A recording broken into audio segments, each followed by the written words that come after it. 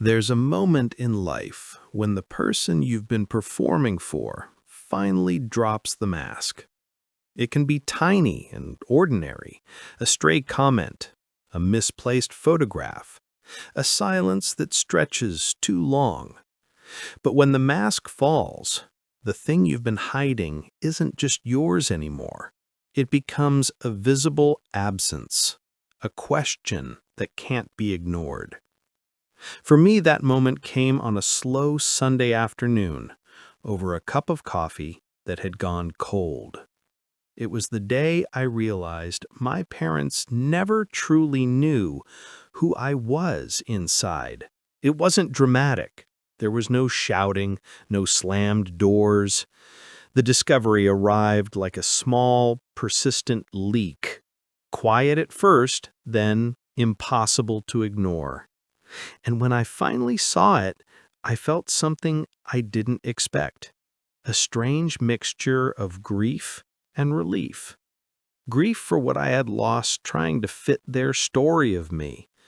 Relief because finally I could name the absence. My parents were good people. They weren't perfect. Who is? But they were devoted, practical, and full of a kind of love that expressed itself in neat things. Packed lunches, repaired bicycles, predictable bedtime routines. They valued stability. They praised discipline. They measured success the way our neighborhood measured it. Steady job, steady savings, steady respect. I learned young how to be the child they valued. I learned which answers made them smile and which ones made them furrow their brows. The A on my report card, loud cheers and the celebratory dinner. The messy, artsy drawing I made in the margins of a notebook, a quick pat, and a redirected suggestion. Focus on school, not daydreams. So over the years, I became an expert actor. I learned to deliver the lines they expected. I swallowed the parts of myself that didn't fit into their neat checklist. At family gatherings, I would be the one to answer, "We're proud," even when, inside, a different voice wanted to ask weird questions about the world, or buy a one-way ticket to somewhere foreign just to see what would happen. This wasn't rebellion, not really. It was adaptation, survival maybe. And it worked, on the surface. Teachers liked me. Relatives noticed how polite I was. My parents' smiles grew more relaxed. Life hummed along in a pattern that felt safe. But safety is not the same as authenticity. And the quieter parts of me, the questions and quiet stubbornness that didn't fit their map, started to feel like contraband.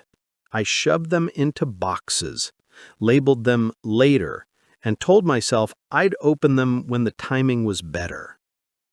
The truth has a way of seeping through the smallest cracks. At 16, I started staying out later, not because I was hiding wild parties, but because I wanted to sit in the dark of an empty theater and listen to a stranger's monologue in a play that made me think differently about people. I never told my parents. They would have been perplexed. Why waste time on that, they might have said. What practical skill does that teach you? So I kept the theater seat warm for myself in secret. I took the bus alone and watched the city like it was a foreign film. I read books with strange sentences that made my chest tighten. I sent postcards to friends I'd never met from places I couldn't afford just to feel the possibility of other lives. These things were small, private, not exactly explosive, but they were mine. They were the part I didn't know how to explain in the language of careful lunches and tidy futures. So I learned to nod when my father talked about investments, to laugh politely at my mother's stories about neighbors, and to tuck my secret pleasures behind my rib cage, where they could warm me quietly without risking anyone's comfort. That's where this story truly begins.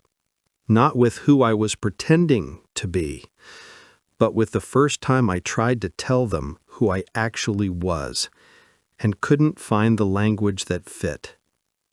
That broken attempt to speak set the rest of the story in motion. A slow unraveling that made me look at my parents not as pillars, but as people who had loved me in the only way they knew how. And it made me look at myself and ask whether I'd been loving myself at all. After I dropped that small bomb at the kitchen table, "I don't think you really know me," there was a silence that felt almost sacred. It wasn't the loud silence of an argument, it was the heavy hush of a room that had paused to listen to something fragile. My mother put down her fork. My father rubbed his temple like he was trying to remember a name he couldn't place. Then my mother smiled the way she always did when she wanted to be encouraging without prying too deeply, and said, "Tell us then. What do you mean? What would you like us to know?" I remember being surprised by how gentle her voice was. For a second, it felt like an invitation, like a window that had quietly opened. I thought I could do it. I thought I could list the small things and they'd not, maybe laugh, then ask questions, and we'd all be closer for it. But as soon as I started, the words stumbled. I like things you don't. I like the theater and books that aren't exactly practical, and sometimes I want to go away and just see what it's like to be somewhere else for a while. The sentence came out as a tumble of mismatched pieces, an awkward confession wearing someone else's clothes. My mother's smile softened, but her eyebrows pulled together, the way they did whenever she was trying to calculate the cost of something. "Theater," she repeated. "Isn't that expensive? Aren't you doing well at work? Maybe travel isn't the best time right now." My father, practical as ever, chimed in with a statistic about savings and job security. His questions were not cruel. They were shaped by the lens they'd always used to view the world: practical, cautious, protective. Yet each time they steered the conversation back to budget spreadsheets and sensible timelines, I felt the room closing around my small confessions. They were listening, but they were interpreting me through a map that didn't have the places I'd been visiting in my head. Their concern translated my curiosity into recklessness. Their questions turned my hunger for meaning into an item to be budgeted and scheduled. So I tried again, more carefully. I described a scene from a play I'd loved. The way the actor paused, the silence that felt full of meaning, the way the lights cut through dust motes like a revelation. I expected them to lean in, to ask about the lines that moved me, to ask why that theater seat meant so much. Instead, my mother hesitated and said, "Well, you know I don't really understand all of that, but if it makes you happy..." Her voice trailed off as she tried to wrap the unfamiliar in something she recognized: happiness. My father nodded, as if agreeing to an abstract idea, but I could see his mind already filing it under quirks. I realized then that this was not just a one-off disconnect. It was a pattern. Everything I found meaning in, small rituals, strange books, late-night walks, mapped poorly onto the grid of their values. And I wasn't upset because they disagreed. I was upset because they couldn't see those things as real parts of me. They could only measure me by the yardstick they'd used for their whole lives. Over the next few weeks, I kept trying. Sometimes the attempts were clumsy and rushed, tucked between errands or under the hum of the television. Other times I sat down with intention, rehearsing what I'd say. I'd start hopeful, then watch their faces fold the new information into familiar shapes. They asked practical follow-ups, suggested safer alternatives, offered solutions for problems I hadn't actually framed as problems. One evening, I told them about a volunteer program I'd been thinking of joining. A small project teaching creative writing to teenagers in a nearby community center. I thought it sounded perfect. a way to share my love for stories and to feel like I was doing something meaningful. I imagined their surprise, maybe even a proud nod. My father's reaction was immediate and not unkind. He said, "That sounds nice, but will it pay? You know we can't afford for you to spend time on things that don't help your career. What would you do with your job? Is it flexible enough?" My mother suggested I look for weekend workshops instead, so you're not risking your future. Their responses were drenched in love, practical love, the kind that keeps roofs over heads and food on tables. But each response felt to me like a gentle redirection from a path I actually wanted to walk. I began to feel exhausted by the conversations, not because they were unkind, but because with every practical answer they offered, I felt the edges of myself being smoothed down again into a shape that fit them. I wasn't angry, I was wounded. The wound was not that they didn't understand my theater nights or my postcards. The wound was that they had never imagined those things as legitimate ways to be human. There were moments when I wondered if I was being selfish. Maybe I was asking too much. Maybe I should appreciate the stability and warmth they provided. But then I'd catch myself in a conversation with a friend, someone who'd seen me cry at a play or rant about a book, and I'd realize how different I sounded when I had an audience that didn't try to translate me into terms they were comfortable with. With them, I learned to compress myself into a version that was smaller but safer. With others, I could be messy and loud and curious. That contrast started to feel like two lives I was living at once, and it left me tired in a way I hadn't known was possible. There were tiny breakthroughs. My mother came to one of the plays I'd whispered about for months. She sat in the back, fidgeting with her program, but she came. Afterwards, she tried to talk about it, awkward, searching. She said, "It was different. I didn't understand all of that, but I saw you. You were very quiet, but I could tell it mattered." It was a small victory. For a night, the space between us felt smaller. But small victories didn't always hold. At the holiday dinner that followed, she brought up a job opportunity she thought would be better for you, while my father talked about practical matters like insurance and taxes. The play, the postcards, the late-night questions, those little truths were acknowledged briefly and then folded back into the larger fabric of what mattered at home. That pattern, brief glances of realness followed by a quick return to safety, was the rhythm of my life with them. It comforted me in one way and crushed me in another. So, I kept trying, sometimes out of hope, sometimes out of stubbornness, and sometimes because I was tired of carrying my insides like contraband.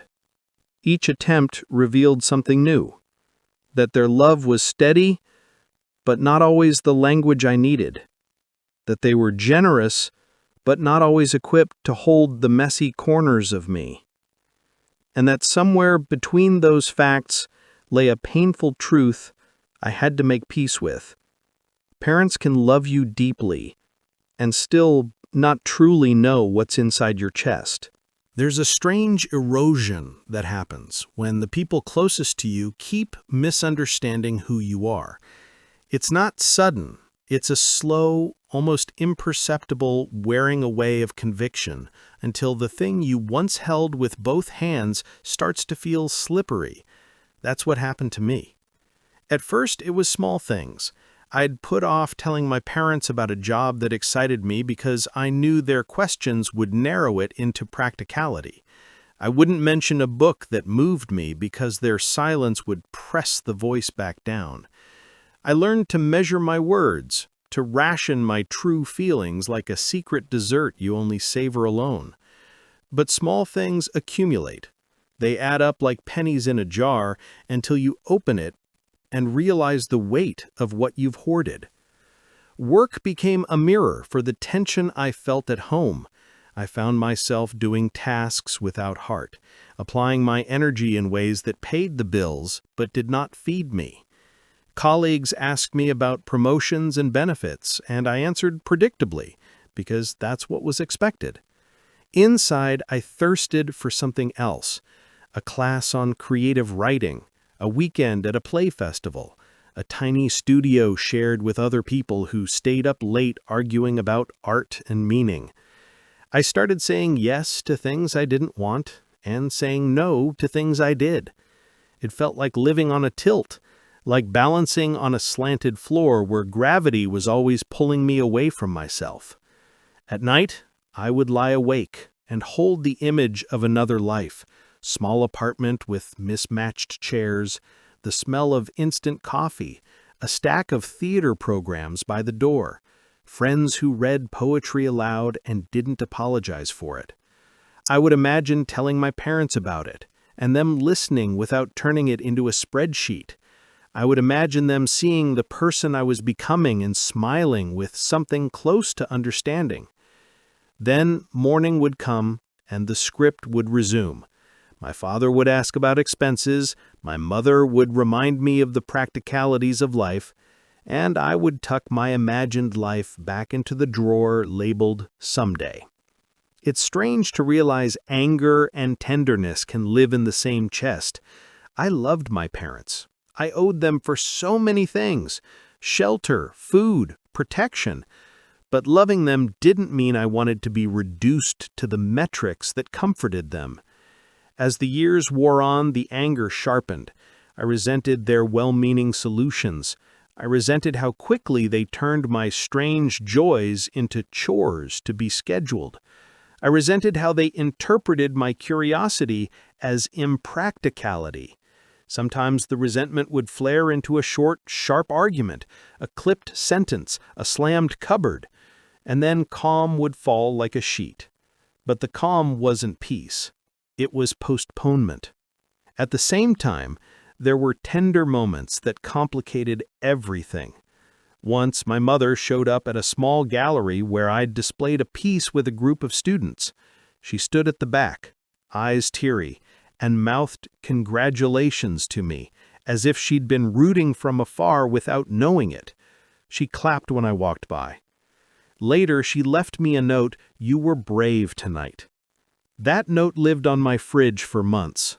It reminded me that even if they didn't read me perfectly, they tried in their ways. Those mixed signals made the choice harder. How do you walk away from people who have been kind, even if they are confused?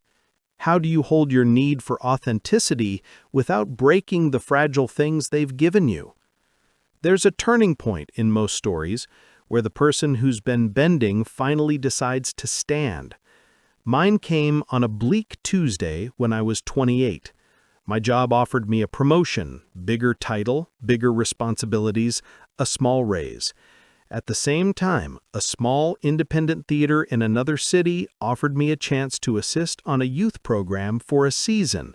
A short contract, unpaid beyond travel expenses, but filled with exactly the kind of creative life I'd been craving.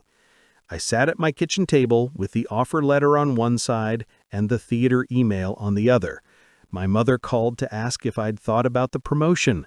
My father sent a message about pension plans. The phone felt heavy in my hand. For the first time, the choices looked different. One path tightened the knot I'd been living in, and the other risked everything I'd learned to hide. I chose the risk. It wasn't a grand moment of rebellion. There was no dramatic speech. I wrote back to the theater coordinator with shaky fingers and said yes. I emailed my manager and politely declined the promotion, citing personal reasons and a desire to pursue short-term professional development.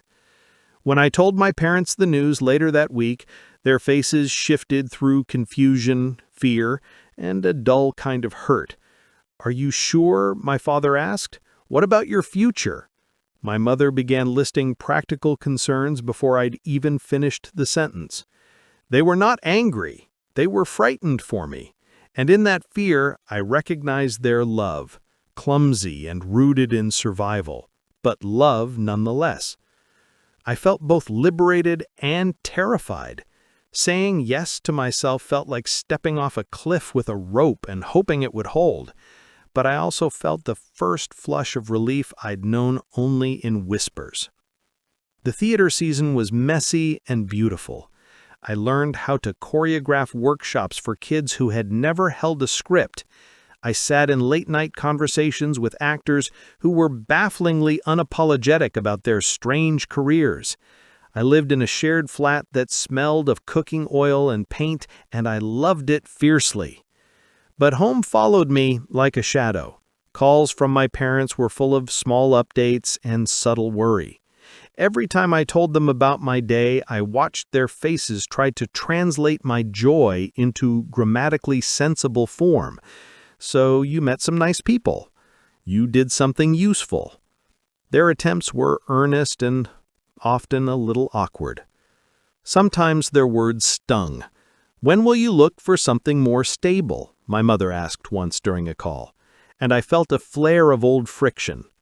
Other times they surprised me, like the time my father forwarded me an article about community arts programs and wrote, "Saw this and thought of you." It was small, but it felt like a bridge. I learned to live with contradiction, my parents' practical love and my own need to be seen. I learned to accept that being known entirely by them might never happen. I also learned to build spaces where I was known differently, theater friends who could parse my weird metaphors, mentors who pushed me to write honestly, students who trusted me with their first shaky lines. The internal shift wasn't a single event, it was a series of small realignments, choosing to say yes to myself more often, learning to set boundaries around conversations that felt diminishing, and slowly carving out a life that matched the quiet, stubborn person inside me. But it also came with grief. Grief for the parent-child dance that couldn't evolve the way I wanted. Grief for the quiet acceptance that some people love you without fully seeing you. And that grief is still with me. It lives alongside pride, curiosity, and the fierce joy of the small stages I've stumbled onto. The two can sit in the same chest now without eroding one another as quickly. I'm more patient than I used to be and less willing to shrink. This is where Act 3 settles, not in reconciliation or in victory, but in the messy honesty of choosing who you want to be even when the people you love might not understand every piece of it. The shift is mine and also a responsibility to keep building the life that reflects what's inside and to hold space for the imperfect ways those who raised me try to meet me there. After I began choosing myself more, there was a growing ache to bring my parents along. Not because I wanted them to change who they were, but because I wanted them to meet the parts of me they hadn't seen, to witness the stubborn, curious self that had been living in the margins for years. So I planned a small attempt at reconnection. I didn't know if it would help, I only knew I had to try. I invited them to a small showcase at the theater, a low-key night where students performed short pieces. It wasn't a grand gesture. There were no spotlights or critics. It was intimate, just me and a handful of others sharing what we'd been working on. But to me it mattered more than any promotion ever could. When I called to invite them, my voice felt steady, but my hands were shaking. "We're doing a small show next Saturday. I'd really like you to come," I said. There was a pause on the other end. My mother's response was gentle, cautious. "We'll try to make it," she said. My father added, "If it's not too late, we can come after dinner." Not a roaring yes, but it was a yes, and it landed like a soft gift. I spent the week rehearsing not only lines, but the hope thread that maybe, just maybe, the night would do some of the work honesty hadn't been able to do. I remember walking on stage with a lump in my throat and the smell of cheap stage paint in the air. The lights were warm in a way that made every small movement feel magnified. I read a short piece about a childhood memory, a silly, tender thing that included the postcard ritual I'd kept private for years. I watched faces in the audience, searching for some flicker of recognition. After the show, my parents waited by the door. My mother hugged me so tightly, it felt like she was trying to fold me back into the person she had always known. My father's hand was awkward on my shoulder, proud but cautious. "You were very brave," my mother said. Her eyes were wet. "I'm glad we came." My father, less fluent with feelings, said, "Good job.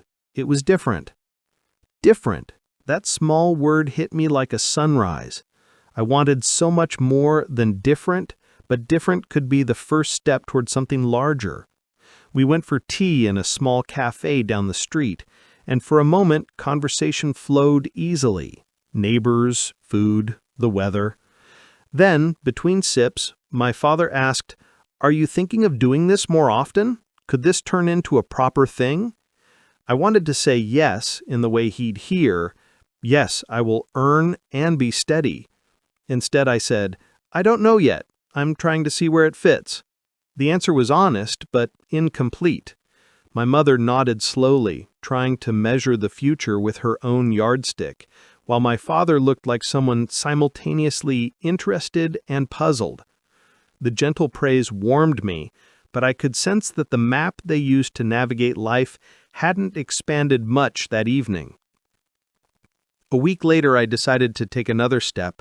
I sat them down in the living room and said, "There's something I need to ask. I want you to try to hear me without fixing things. Is that possible?" My mother blinked, then nodded. My father cleared his throat and sat forward. "We'll listen," he said, but there was worry in his voice. I told them plainly about the restlessness I'd felt growing up, about the secret postcards, the theater nights, the hunger for small creative things.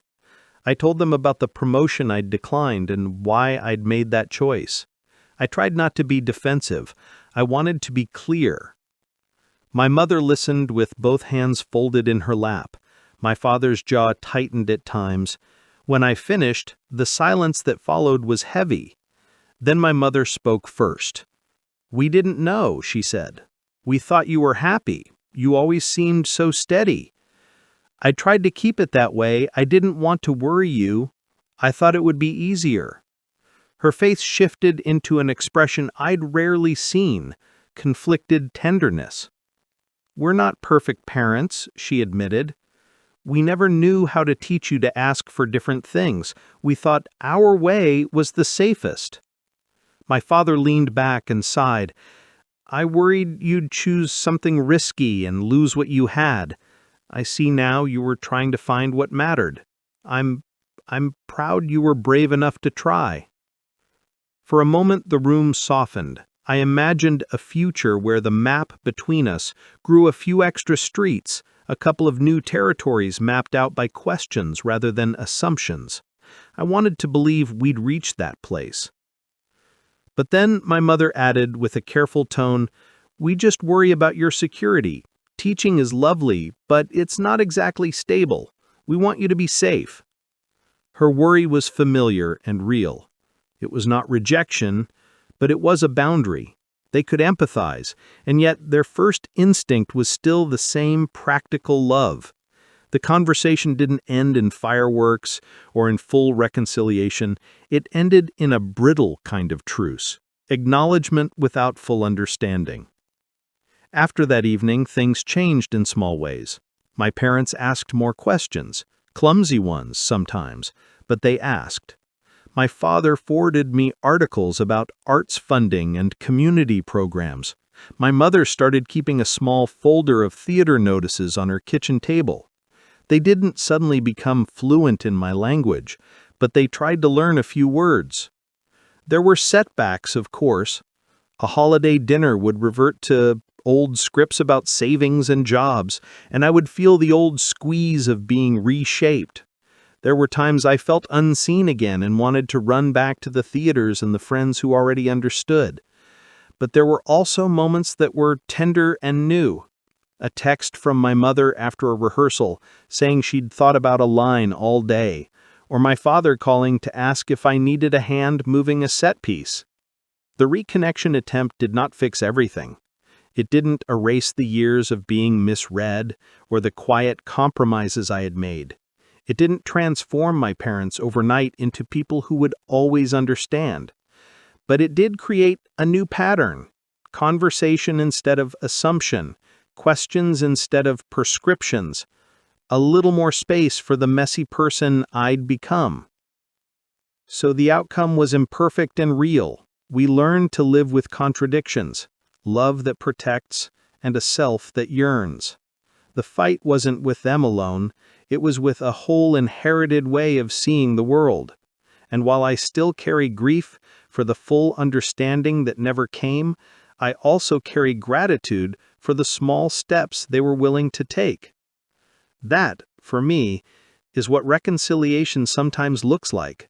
Not a tidy ending, but a series of honest attempts and awkward progress. It's enough to keep trying, and to keep asking to be seen. It's strange how a small sentence, one awkward confession at a kitchen table, can reroute the rest of your life. For me, that sentence didn't fix everything. It didn't instantly knit back the parts that felt unseen, but it started something. A willingness to be louder about what mattered to me, and to stop shrinking when I sat across from the people who loved me most. What I learned from that day isn't simple. It's not a tidy moral you can pin to a corkboard. It's a handful of small truths that live inside my chest now, like tools I use when the old patterns start to press in. First, honesty is practice. It's not a single confession that will magically change how others see you. It's 1,000 small acts of telling your truth, even when the response is imperfect. Sometimes they will understand, sometimes they won't. But each time you show up with your real self, you make it easier for someone else to learn how to meet you. Second, love can be limited by language. My parents loved me deeply and practically.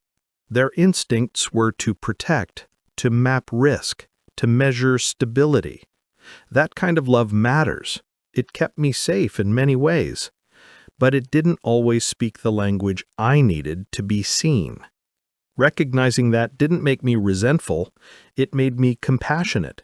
They loved according to what they knew. I learned to be patient while also demanding space to be my own strange, stubborn self. Third, choosing yourself is not abandonment. When I chose the risky theater season over the corporate promotion, people whispered about responsibility and stability. But choosing to honor what was inside me wasn't a rejection of my parents. It was an act of survival, a decision to live in a way that felt honest. Over time, it changed the tone of our conversations.